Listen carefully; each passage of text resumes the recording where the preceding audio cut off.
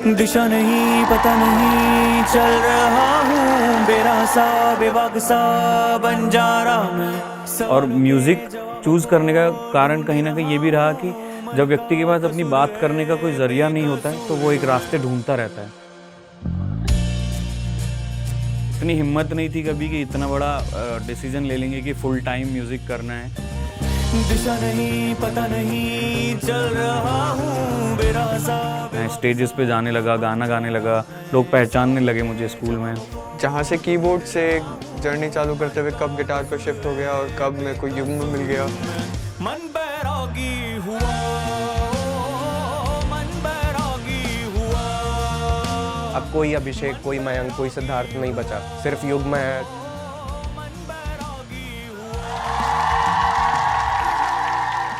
करते करते म्यूज़िक करते करते पैसा कमाते कमाते एक दिन अचानक बस ऐसा हिट हुआ कि यार कुछ तो गलत है। पर आप क्या म्यूज़िक इसलिए कर रहे हो कि आपको पैसा कमाना है? तो वो हिट करने लगा। आइडेंटिटी क्राइसिस हुआ बेसिकली उस समय।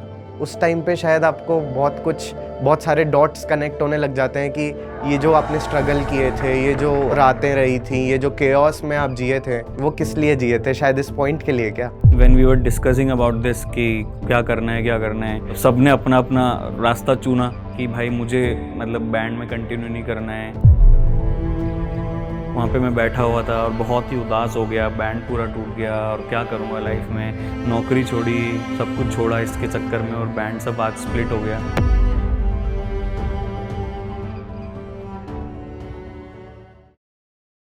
नमस्ते, हेलो, मेरा नाम अभिषेक है और मैं युग्म बैंड में गाना गाता हूँ और फाउंडिंग मेंबर हूँ बैंड का। आई थिंक ये यात्रा शुरू होती है राजस्थान के एक छोटे से शहर प्रतापगढ़ से, जहाँ मेरी पैदाइश हुई। सबसे पहले तो हम ये समझें कि म्यूज़िक क्या है और मेरी ज़िंदगी में म्यूज़िक कैसे आया और मुझे इतना इंटरेस्ट कैसे आया युग्म में और मैंने युग्म क्यों चूज़ किया। तो पहले सबसे पहला सवाल कि म्यूज़िक क्यों आया। जितना मुझे याद आ रहा है कि मोहल्ले में और स्कूल में जब भी कुछ प्रोग्राम होता था तो मम्मी जो है मुझे ज़्यादातर तो हमेशा पुश करती थी कि जाओ तुम पार्टिसिपेट करो, क्योंकि कहीं ना कहीं मुझे लगता है कि माँ बाप अपने सपने अपने बच्चों के अंदर देखते हैं। मम्मी ने जो है उनको शायद वो जगह नहीं मिली होगी उनके गांव में जब वो बड़ी हो रही थी, क्योंकि अब मैं जब उनसे बात करता हूँ तब मुझे रियलाइज़ होता है कि उन्होंने मुझे पुश क्यों किया, क्योंकि वो बहुत एक्टिव थी हमेशा से बहुत सारी चीज़ों में। तो उन्होंने मुझे पुश किया क्योंकि मुझसे दोनों बड़े भाई और बहन भी है, उन तक नहीं हो पाई चीज़ें, तो सारा गेम मेरे साथ खेला गया। फिर उन्होंने पुश किया, फिर धीरे धीरे मुझे अच्छा फील होने लग गया उससे। और म्यूज़िक चूज़ करने का कारण कहीं ना कहीं ये भी रहा कि जब व्यक्ति के पास अपनी बात करने का कोई ज़रिया नहीं होता है तो वो एक रास्ते ढूंढता रहता है कि कुछ किसी तरीके से मैं अपनी बात कह पाऊँ। और जिस जगह से, जिन छोटी जगहों से, जिस छोटे परिवार से हम आते हैं, अक्सर मौका नहीं मिला कि हम अपनी बात कह पाएँ लोगों के बीच में, या फिर लोगों ने कभी मौका नहीं दिया, स्कूल में अपने साथ नहीं बिठाते थे मुझे, मतलब क्योंकि ये कहने में थोड़ा ऐसा लगता है बट वो समय उस मोमेंट में ना बच्चों को पता होता है कि वो क्या कर रहे हैं किसी और बच्चे के साथ। पर ऐसा बहुत बार ऐसा हुआ लाइफ में जब हमें बहुत मन किया किसी के साथ बैठने के, पर उन्होंने हमें अपने साथ नहीं बिठाया, क्योंकि हम एक सर्टेन जगह से आते हैं और सर्टेन तरीके के दिखते हैं। तो फिर वो एक रास्ता खोजना था मुझे कहीं ना कहीं कि अगर मुझे कैसे लोगों तक पहुंचना है, लोगों में इन्वॉल्व होना है, तो वो संगीत कहीं ना कहीं मेरे लिए वहाँ से शुरू हुआ। मैं स्टेजेस पे जाने लगा, गाना गाने लगा, लोग पहचानने लगे मुझे स्कूल में। आई रिमेंबर मेरी म्यूज़िक टीचर थी नीलम कटलाना मैम। उन्होंने मुझे पहली बार जब मैंने गाना गाया उन्होंने 1-2 रुपये का पेन दिया था मुझे, और मुझे जब वो रिटर्न मिला तो मुझे लगा कि यार ये तो बड़ी कमाल की चीज़ है कि गाना गा के मुझे कुछ मिल रहा है। तो एक बचपन से धीरे धीरे आदत होती गई। इतनी हिम्मत नहीं थी कभी कि इतना बड़ा डिसीजन ले लेंगे कि फुल टाइम म्यूज़िक करना है, पर शायद कहीं ना कहीं लिखा हुआ था ऊपर कि यही शायद यही सब करने के लिए पैदा हुआ हूँ मैं, संगीत करने के लिए। तो हम अपनी इंजीनियरिंग करने जयपुर आए और जयपुर में हम 4 साल यहाँ रहे, बहुत सारे दोस्तों से मिले। एकदम नया था सब कुछ। गांव से जब बड़े शहरों में आप आते हो तो जीवन आपका एकदम बदल जाता है। आपका बोलना, आपका खाना पीना, कपड़े पहनना, रहना, हर एक चीज़ में इतना बदलाव आया कि वो समझने में बहुत वक्त लग गया। उसको धीरे धीरे समझा कि भाई किस तरीके से बोलना चाहिए, क्योंकि बड़े शहर अक्सर ना लोगों के साथ बहुत सारी चीज़ें अच्छी भी करते हैं और बहुत सारी चीज़ें कहीं ना कहीं जो उनकी प्योरनेस है वो दबा भी देते हैं। तो अब जब मैं मतलब देखता हूँ तो क्योंकि मैं बहुत इमोशनल और सेंसिटिव इंसान हूँ और जब यहाँ आया था तो उसी प्योर हार्ट से आया था। जब आप बड़े शहरों में, मतलब मैं किसी व्यक्ति विशेष को या किसी लोगों को नहीं कहना, आई थिंक ये मेंटालिटी हमारे आसपास बनती जाती है कि हम लोगों को वो नहीं रहने देते जैसे वो हैं। तो मुझे भी कहीं ना कहीं ये थोड़ा यहाँ बड़े शहरों में आके लगा, और फिर वहाँ पे वापस वही सवाल उठे जो स्कूल में उठने लगे थे कि वहाँ पे वो फिट होना है, लोगों तक पहुँचना है, किस तरीके से पहुँचा जाए। तो युग्म कहीं ना कहीं वो जीवन में आया। 2016 में हमने अपनी इंजीनियरिंग ख़त्म करी, फिर नौकरी की 3 दिन एक सॉफ्टवेयर कंपनी में, और सबसे बड़ा रिस्क लिया लाइफ का पहली बार कि नौकरी छोड़ी। और वो भी मतलब ऐसा था कि हमने बॉन्ड साइन कर दिया था और मतलब सारे डॉक्यूमेंट जमा करा दिए थे। But I don't suggest this, but I don't no, कुछ ऐसा हुआ मेरे साथ कि मेरे को लगा कि ये तो नहीं करूँगा, मैं म्यूज़िक ही करना है फुल टाइम। और वहाँ से सीतापुरा जयपुर में एक जगह है, वहाँ से बस पकड़ी, मालवीय नगर आए। फिर हमने बस उसी दिन से डिसाइड किया कि अब म्यूज़िक करना है। तब हमारे पास, क्योंकि नौकरी छोड़ दी थी, जेब में पैसा नहीं था, कुछ नहीं था, तब वहाँ पर पैसे नहीं हुआ करते थे, तो हमने, हमारे दोस्त थे कॉलेज के, गौरव नाम था, उनसे उधार के पैसों में गिटार लिया, 4000 रुपये का लायरा का गिटार पहली बार, और यूट्यूब से 2-3 कॉर्ड्स बजाना सीखे। और फिर बस गार्डन्स में बजाना, सड़कों पे बजाना। आई रिमेंबर सबसे पहले मेरा दोस्त था, मेरी कहानी में सबसे ज़्यादा दोस्त हमेशा आएंगे कहीं ना कहीं। तो मेरा दोस्त था अश्विन ने मेरे को उसका एक, वो जिस ऑफिस का काम करता था, जिस बोर्ड पे, उस बोर्ड का वो मेरे साथ लेके गया और उसने लिखा कि सपोर्ट आर्टिस्ट, और मेरा नंबर लिखा उस पर, और एक कैफ़े में मेरे को लेके गया, बोले तू यहाँ प्ले किया कर। और वहाँ पे प्ले करता था। उनको कह दिया शुरू में कि भाई आप पैसे तो दोगे नहीं, आप खाना खिला दिया करना। तो ऐसे हमने अपने खाने का जुगाड़ तो कर लिया था उस समय, क्योंकि जॉब छोड़ दी थी। कुछ आई थिंक 5-6 महीने वहाँ पे बजाया। फिर अब ये बहुत ही कमाल की बात है, क्योंकि मेरा बहुत सारा क्रेडिट मेरी माँ को इसलिए भी जाता है क्योंकि उन्होंने हमें ऐसे चलता पुर्जा बनाया है लाइफ में, कि किसी भी तरीके की सिचुएशन आ जाए आपको बस ढलना है उसमें, शिकायत नहीं करना कभी। चाहे वो खाना बनाने की चीज़ों पे हो, तो उन्होंने कुकिंग सिखाई कि घर का खाना खाना सीखो तुम, तो हमने वो सीखा। तो वो जो चलता पुर्जा हमें बनाया, तो जब यहाँ पे नौकरी छोड़ के जब रहने लगे, तो जो लोग मिलते थे उनके साथ हम हो लेते थे। हमको ऐसा शिकायत नहीं थी कि हमको इस तरीके के लोगों के साथ रहना है, इस तरीके के लोगों के साथ रहना है। बस यही एक डिसीजन था। तब युग्म जीवन में आया, कुछ लोग आए, हमने उनके साथ फोक म्यूज़िक बजाना शुरू किया। एक नई आइडेंटिटी मिली हमको कि सिर्फ म्यूज़िक करना है, या फिर सिर्फ गाने गाना है, या फिर कुछ और करना है लाइफ में। और युग्म की सबसे बड़ी क्वालिटी यही है कि जितने भी लोग युग्म में रहे हैं आज तक, वो हम सबकी आवाज़ बनाएं। इसलिए हम युग्म को जो है थॉट प्रोसेस बोलते हैं, कि ये एक थॉट प्रोसेस है जिसके बारे में हम सब आज भी एक्सप्लोर कर रहे हैं और लाइफ लॉन्ग एक्सप्लोर करते रहेंगे, क्योंकि वो आप कॉन्स्टेंटली आपके दिमाग में इतने सारी चीज़ें खोलता जा रहा है। हमने हमारे गाने लिखना शुरू किए। सबसे पहला गाना हमने मेंस्ट्रुएशन के बारे में लिखा, लाल रंग, क्योंकि हम जिस जगह से आ रहे थे वहाँ पे हमने मेंस्ट्रुएशन के बारे में इतने सारा इश्यूज़ पढ़े, हमारे घर में हमने इतनी सारी चीज़ें देखी, तो हमने पहला गाना लाल रंग वहाँ लिखा। फिर पानी के बारे में लिखा, क्योंकि हमको सोशल इश्यूज़ पे लिखना शुरू किया हमने। बैंड ठीक ठाक करने लगा शहर में रह के, हम लोगों को बेस्ट बैंड ऑफ राजस्थान का अवार्ड भी मिला उस समय, और हम थोड़ा बहुत पैसा भी कमाने लगे, शोज़ करने लगे अच्छे। तब हम थोड़ा बहुत फोक म्यूज़िक, कबीर भी गाते थे, तो और अच्छे शोज़ मिलने लगे। हम वेडिंग्स में बजाते थे, बड़ा इंटरेस्टिंग टाइम था वो भी, क्योंकि तब तो पैसा बहुत आ रहा था, पर हमें ये नहीं पता था कि हमें जाना कहाँ है। बस ये उस समय, क्योंकि जब आप शुरू करते हो आपको पता नहीं होता है कि क्या है एक्चुअली, रास्ता क्या है, किस गुफा के उस तरफ क्या होगा, आप बस गो विद द फ्लो वाले में रहते हो। और हम 2016 से 2017, आई थिंक 2018 मिड तक हमने करते म्यूज़िक करते पैसा कमाते एक दिन अचानक बस ऐसा हिट हुआ कि यार कुछ तो गलत है। और वो कुछ, जब क्वेश्चन उठता है आपके जीवन में, वो मेरे को लगता है कि जब भी क्वेश्चन उठता है उसको कभी भी रोकना नहीं चाहिए, उस क्वेश्चन को ढूंढना चाहिए, उस क्वेश्चन के जवाब ढूंढने चाहिए। हम अक्सर भागते रहते हैं अपने, जब भी सवाल उठते हैं। तो अब जब बचपन से लेके अभी तक मैं जितनी भी बार देखता हूँ, जब भी मेरी सबसे ज़्यादा ग्रोथ हुई है वो इसी वजह से हुई है, क्योंकि हर बार जब सवाल उठाए तो उनके जवाब ढूंढे मैंने। तो वो जब सवाल उठा कि भाई आप म्यूज़िक तो कर रहे हो, पर आप क्या म्यूज़िक इसलिए कर रहे हो कि आपको पैसा कमाना है, तो वो हिट करने लगा कि यार पैसा तो कमा रहे हैं पर कुछ अपनी आइडेंटिटी नहीं मिल रही है, खुद का कुछ वो नहीं हो पा रहा है। युग्म हमारे लिए क्या है, आइडेंटिटी क्राइसिस हुआ बेसिकली उस समय। और फिर हमें लगा कि नहीं, ये तो शायद सही नहीं हो रहा है हमारे साथ। तो फिर हमने जो है बॉम्बे जाने का डिसाइड किया, और वहाँ फिर अलग एक यात्रा शुरू हुई। तो 2018 तक we were earning really good money और हम शहर में सारी जगहों पे प्ले करने लगे, सारे कैफ़ेज़ में प्ले करने लगे। But then suddenly identity crisis हुआ, और जब आपको क्राइसिस होता है इस तरह का, तो हमने बैंड में इस बारे में बात करी। उस समय जो हमारे साथ बैंड मेंबर्स थे सबके साथ बातचीत करी और उनसे डिस्कस करा कि यार हमको खुद का कुछ करना है, हमें किसी और के गाने नहीं गाने। और बस तब जब डिस्कशन हुआ, I clearly remember that day when we were discussing about this कि क्या करना है। और हम सब बैठे हुए थे और मतलब सब ने अपना अपना रास्ता चुना कि भाई मुझे मतलब बैंड में कंटिन्यू नहीं करना है, मुझे नौकरी करनी है, मुझे सरकारी जॉब करनी है, मुझे घर वालों के साथ रहना है। और जब वो मोमेंट आ रहा था तो मुझे ऐसा लग रहा था कि यार मतलब ये तो फिर से ज़ीरो पे आ गए हैं, है ना, कि वापस हम वहीं से घूम के वापस ज़ीरो पे आ गए हैं। और मालवीय नगर में एक जगह है, एक छोटा सा एक प्लेस है जहाँ पे हम चाय पिया करते थे, वहाँ पे मैं बैठा हुआ था और बहुत ही उदास हो गया। बैंड पूरा टूट गया और क्या करूँगा लाइफ में, नौकरी छोड़ी, सब कुछ छोड़ा इसके चक्कर में, और बैंड सब आज स्प्लिट हो गया। जब हमारा बैंड स्प्लिट हुआ और तब हम सारे मेंबर्स एक साथ प्ले करते थे, उसमें Mayank was also one of the member. But Mayank मेरी लाइफ में एक कहीं ना कहीं कृष्ण बन के आया, क्योंकि हमारी महाभारत शुरू हुई नहीं।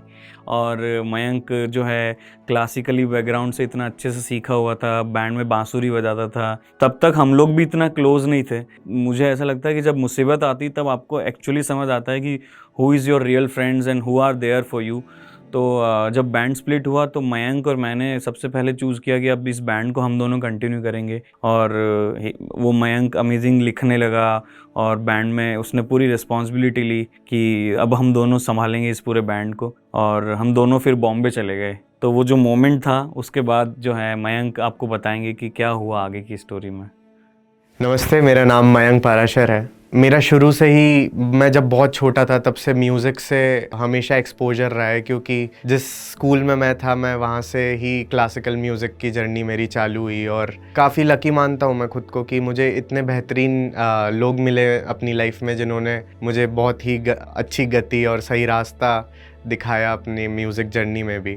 पर शायद इस जर्नी में मुझे जो फील हुआ वो ये था कि मैं राग से बहुत ज़्यादा कनेक्टेड हो गया, पर मेरा जो सोल था वो बैराग से बहुत ज़्यादा कनेक्टेड है। मुझे सिर्फ राग या सिर्फ बैराग मुझे कभी कंप्लीट नहीं फील करा सकता था।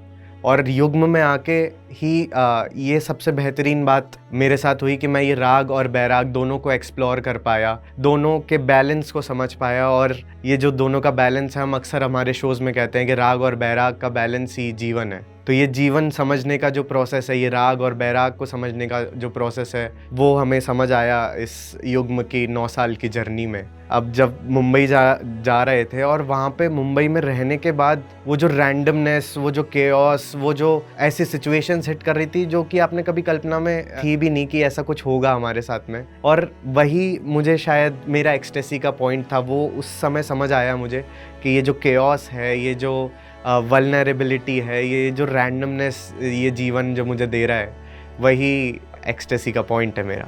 जब ज़ीरो हो गया था सब कुछ, जब एकदम शून्य जैसा दिखने लगा था, हमें लग नहीं रहा था कि आगे कोई रास्ता है। बैंड मेंबर्स ने अपना अपना डिसीज़न लिया कि उन्हें क्या करना चाहिए, क्या उन्हें आगे अपना फ्यूचर में जॉब करनी है, अपना बिजनेस करना है, अपने घर वालों के पास जाना है। तो वो सब जब चूज़ हो गया उन लोगों की तरफ से, तब हमें हमारा शून्य दिखा। शायद हमने उस शून्य को इतना पॉजिटिवली लिया, इसलिए शायद आज जो युग्म है वो युग्म है।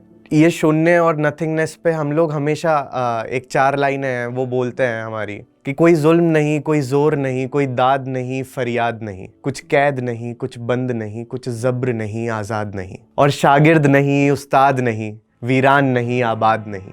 थी जितनी बातें दुनिया की सब भूल गए, कुछ याद नहीं। है अंदर उफान फिर बचपन का, अब कोई शख्सियत खास नहीं। थी जितनी बातें दुनिया की सब भूल गए, कुछ याद नहीं। तो हमें उस समय पे सच में कुछ याद नहीं रहा। हमें जो पागलपन है, जो बचपन का उफान है, सिर्फ वही हमारे अंदर पता नहीं कैसे खोल रहा था, बोल रहा था कि now we should move ahead and we should go to Mumbai. और वहाँ से जो जर्नी स्टार्ट हुई है, वहाँ से जो इवोल्यूशन स्टार्ट हुआ है as a musician, as a person, as a band, वो सच में बहुत ड्रामेटिक रहा है। सच में ऐसा रहा है कि कुछ क्षण ऐसे होते हैं कि आपको बिलीव नहीं होता कि ये आपने किया, या ये आपके साथ हुआ। तो ऐसे क्षण की लड़ियाँ हैं शायद हमारे पास में, जिन्होंने हमें हमारे ऊपर, हमारे बैंड पे, हमारी विचारधारा पे इतना ज़्यादा मजबूत बना दिया, इतना ज़्यादा बिलीव करना सिखा दिया कि हम लोगों ने अपने अपने शरीर पे टैटू करा रखा है अब युग्म नाम से। यही हमारी एकमात्र आइडेंटिटी है। अब कोई अभिषेक, कोई मयंक, कोई सिद्धार्थ नहीं बचा, सिर्फ युग्म है जो हम लोगों की एक प्राइम आइडेंटिटी है अब।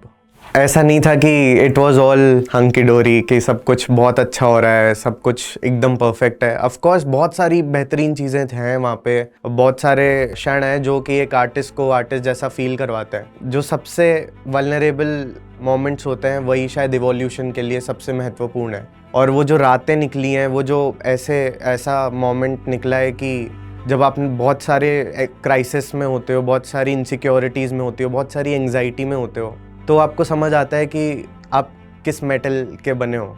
तो जो बहुत फेमस ज़बरदस्त आर्टिस्ट रहे हैं इस दुनिया में, जैसे वैन गो, वो भी बहुत क्रॉनिक डिप्रेशन और क्रॉनिक एंग्जाइटी के पीड़ित थे। पर ऐसा ही होता है कि जब आप अपने दिमाग की ना सुन के अपने दिल की, अपने आत्मा की सुनते हो, तो वो कुछ तो मिस होगा ना, तो आप दिमाग मिस हो जाता है। और यही शायद खूबसूरत बात थी हमारी कि हमने प्रैक्टिकलिटी को शायद बहुत पीछे रखा, इसलिए वो पागलपन हमेशा आगे रहा। और इस पागलपन ने कितने वंडर्स किए वो शायद सबको पता है। और उनमें से ही एक वंडर ऐसा था कि हमने मुसाफिर लिखा उस समय पे, क्योंकि हम लोगों को भी ट्रैवल से इतना कुछ सीखने को मिला है, इतने हम बेहतरीन लोगों से मिले हैं, इतनी लर्निंग्स मिली हमें। एक गाना लिखा गया मुसाफिर, और वो गाना एक कमरे में लिखा गया जो अकूस्टिकली ट्रीटेड भी नहीं था, और वो नेटफ्लिक्स पे आ गया।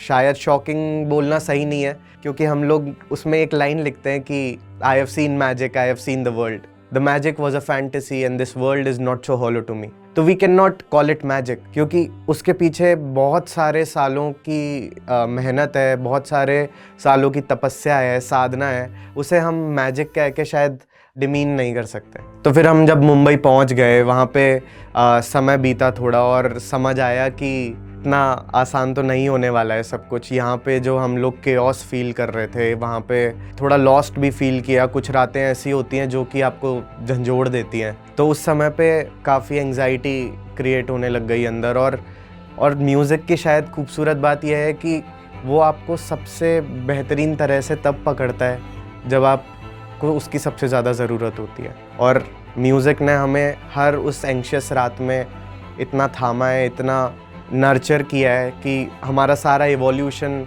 उस केओस में हुआ।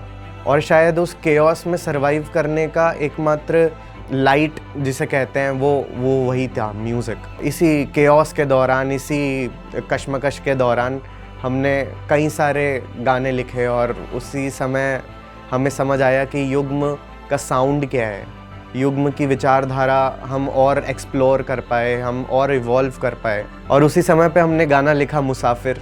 और मुसाफिर एक्चुअली जब मैं याद करता हूँ कि अभिषेक भाई ने मुझे बोला था कि एक ट्रैवल सॉन्ग लिखते हैं, तो I don't think I was fully convinced about writing this song. पर जब ये लिखना चालू किया तो मैंने अपने खुद की इतनी तह जान ली, इतना कुछ समझ आ गया मुझे खुद के बारे में। और यही शायद खूबसूरत बात है म्यूज़िक लिखने की, खुद का म्यूज़िक करने की, एक इंडिपेंडेंट आर्टिस्ट होने की, कि आपको सेल्फ एक्सप्लोरेशन इतना ज़बरदस्त तरीके से होता है। इतनी सारी लेयर्स आप समझ पाते हो कि आप किस लिए बने हो, आपको आपके पर्पस समझ आने लग जाते हैं। क्योंकि म्यूज़िक इज़ अ टूल, पर म्यूज़िक हमारा पर्पस नहीं है। Purpose is something different. कि युग्म का पर्पस कुछ अलग हो सकता है, मेरा, आपका, शायद सबका पर्पस अलग हो सकता है, पर music was the tool we chose कि हमें हमारे पर्पस के करीब लेके जाएगा। और उस समय पे जो म्यूज़िक इवॉल्व हुआ हमारा, उसने हमें काफ़ी कुछ सिखाया, काफ़ी कुछ दिखाया। शायद इतने साल की जो तपस्या थी वो सब पूरी होती हुई दिखने लग गई थी हमें। क्योंकि जैसे मुसाफिर जब लिखा गया तो हम उसे काफ़ी जगह पे प्ले कर रहे थे। हमने बहुत ट्रैवल किया है इस गाने के साथ में, और भी बहुत सारे गानों के साथ में। एक दिन रैंडमली हमारे पास में कॉल आया कि ये गाना अब नेटफ्लिक्स पे आने वाला है। वो जो मोमेंट था, वो उस टाइम पे शायद आपको बहुत सारे डॉट्स कनेक्ट होने लग जाते हैं कि ये जो आपने स्ट्रगल किए थे, ये जो रातें रही थी, ये जो केओस में आप जिए थे, वो किस लिए जिए थे? शायद इस पॉइंट के लिए क्या? तो बहुत सारे आंसर्स मिलने लगे हमें धीरे धीरे हमारी जर्नी में। और वही आंसर शायद हम सब लोग अपने जीवन में खोजते हैं। और इवेंचुअली अगर आपने पेशेंस रखा है, अगर आपने हिम्मत रखी है, अपने आर्ट में कॉन्फिडेंस रखा है, तो वो आंसर्स आपको मिलते हैं। तो म्यूज़िक एज अ टूल जो हमारे पर्पस के लिए हमें पास लेके जाता है, वो इसलिए भी इतना कारगर टूल रहा हमारे लिए क्योंकि हमने म्यूज़िक को just the source of entertainment नहीं देखा। हमने म्यूज़िक को ऐसे नहीं देखा कि हम स्टेज पे जाएंगे, लोगों को झुमाएंगे और वापस आ जाएंगे। म्यूज़िक हमारे लिए एक बदलाव का टूल था, हमारे लिए ऐसा टूल था जो कि हम एक्सप्लोरेशन का टूल था, बदलाव का टूल था। और ऐसी चीज़ है म्यूज़िक हमारे लिए जो कि हमें सर्वाइवल के पॉइंट तक रखती है। तो म्यूज़िक की वजह से, सर्वाइवल की वजह से या फिर इस एक्सप्लोरेशन की वजह से जहाँ जहाँ भी जो भी पॉइंट हमें ट्रैवल करते गए हम उस पे हम लोग उस सिचुएशन के गाने लिखने लगे। जब हमें लगा कि ट्रैवल हम लोग कर रहे हैं, उससे खुद को एक्सप्लोर कर रहे हैं, तो हमने एक ट्रैवल बेस्ड गाना लिखा। जब हमने सोसाइटी में बहुत सारी समस्याएं देखी तो हमने सोसाइटी पे गाना लिखा, उन समस्याओं पे बात करी। और जो सिर्फ हम बात करते हैं, उन जो कन्वर्जेशन है, उन्हीं से हम लोगों के गाने निकलते हैं। उन्हीं की क्योंकि वैल्यू है हमारी लाइफ में और शायद हमें लगता है कि वो एक चेंज, एक पॉजिटिव विचारधारा क्रिएट कर सकता है समाज में। तो music has always been a very important tool for us to make a change in this society, to bring about an evolution. तो म्यूज़िक की वजह से जो हमें बदलाव लाना था, जो चीज़ें हम लोगों को ऐसे जा के नहीं बता सकते थे, वो इतना कारगर साबित हुआ म्यूज़िक हमारे लिए। और हम उन अनकम्फर्टेबल टॉपिक्स पे बात कर पाए, उन चीज़ों पे फोकस लेके आ पाए लोगों का, जो कि शायद मुश्किल था बिना म्यूज़िशियन बने। और एज अ म्यूज़िशियन शायद ये हमारी रिस्पॉन्सिबिलिटी भी है कि हम सिर्फ एंटरटेनमेंट ना सोच के उस बारे में भी सोचें कि क्या हम इस सोसाइटी को बेहतर बना सकते हैं। इतने सारे थॉट प्रोसेसेस को हमारे अंदर खंगाला, उन गाने के लिखने तक वो प्रोसेस या फिर वो बात ख़त्म नहीं हुई।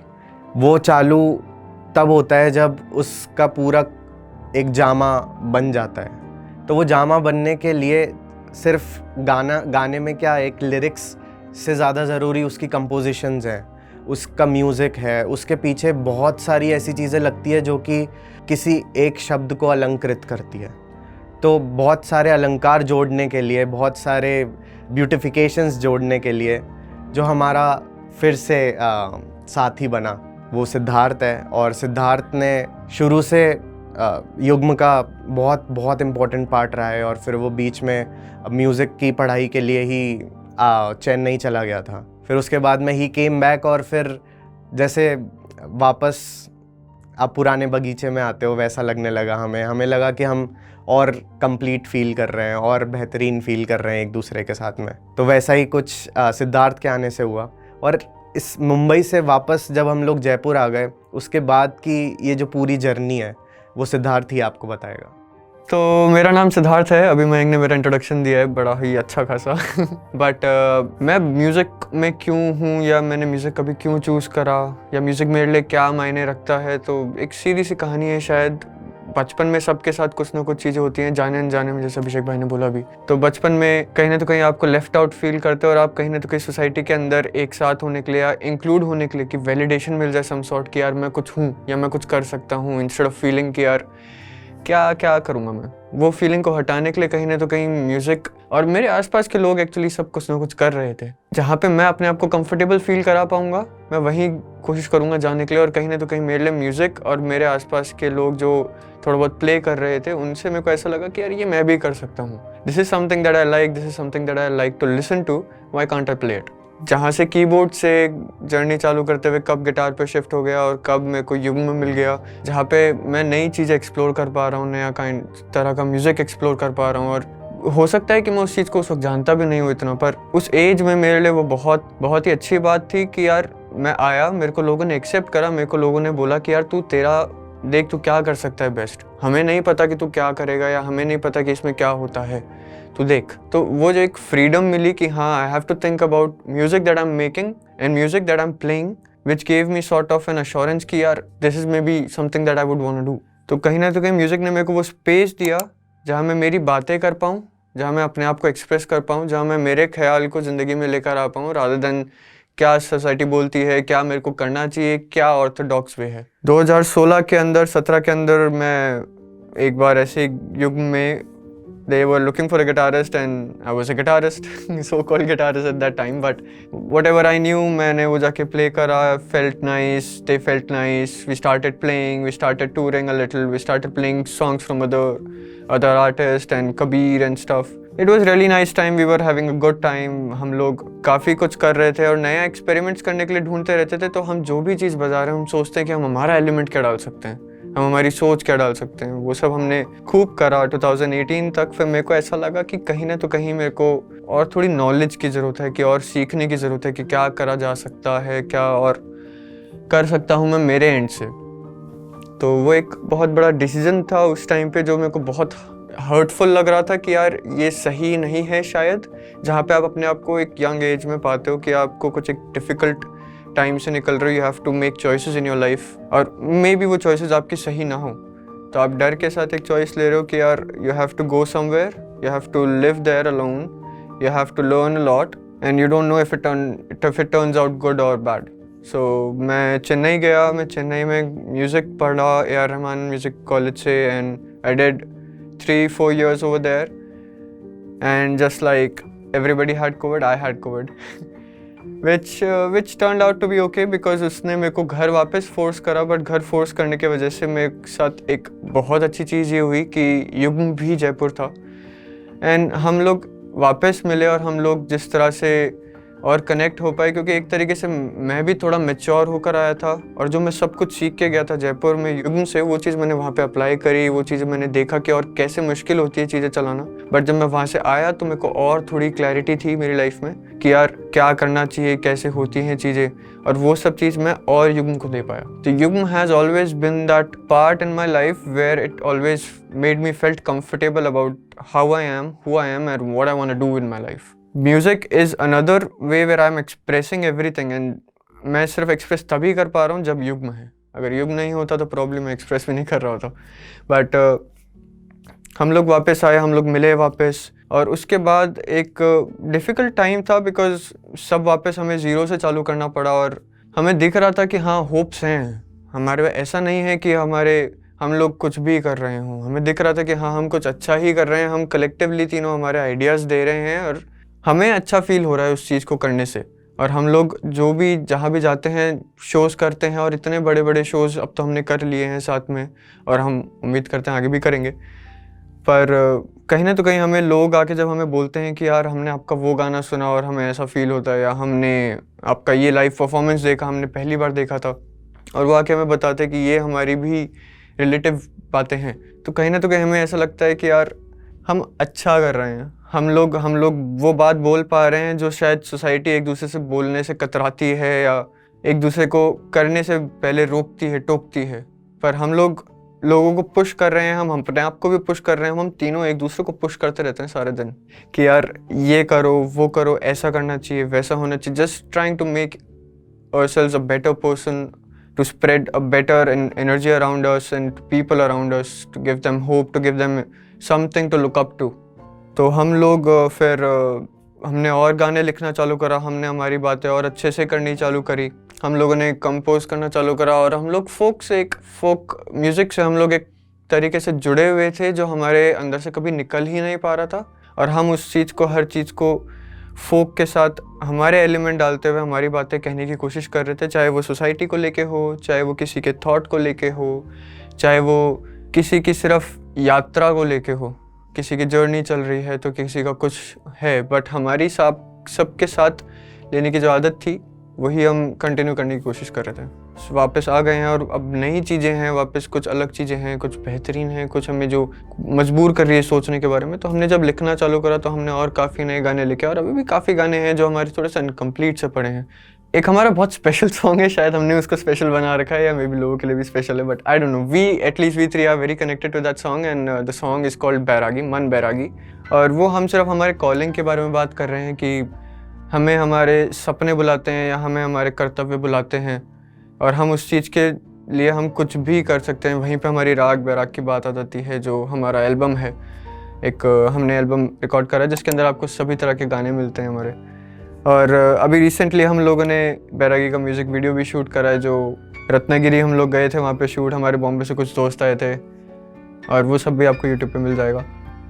इसके अलावा हम लोग अभी एक कोलैबोरेटिव सॉन्ग्स पे, एल्बम्स पे भी काम कर रहे हैं जिसके अंदर हमारे कुछ गाने हैं। हम लोग इंडिया के जगह जगह से कुछ लोगों के साथ कोलैबोरेटिव गाने बनाने की कोशिश कर रहे हैं। Something that we can give to society, something which we can do after having done so many our own projects. We would want to explore different opportunities and different kind of people around us who will give us different views, different vision and what is more there to be done.